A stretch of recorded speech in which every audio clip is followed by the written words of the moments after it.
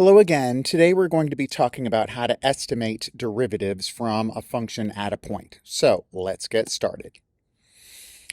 So let's suppose we're given a table with several values of x and h of x, and we are asked to approximate the value of h prime of 6.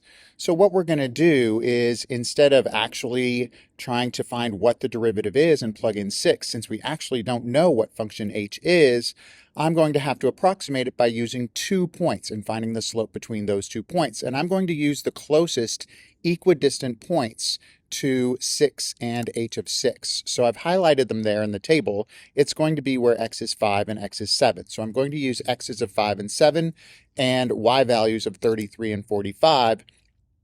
And I'm just going to find the slope between those 2 points. If I do that, I get 45 minus 33 on the top and 7 minus 5 on the bottom, and that evaluates to be 6. So even though I don't know what h prime of 6 is, I can guess that it is approximately 6.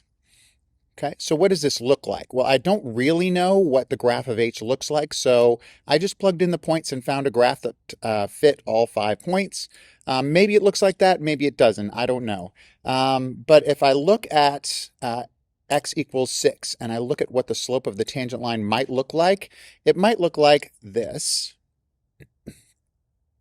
And then if I compare that to the secant line that I found between 5 and 7, that looks like this. And as you can see, my approximation, or the slope of the secant line, is actually very close to the slope of the tangent line that actually happens at x equals 6. So my guess was pretty close. Again, I don't really know what function h looks like, so this again is just a guess.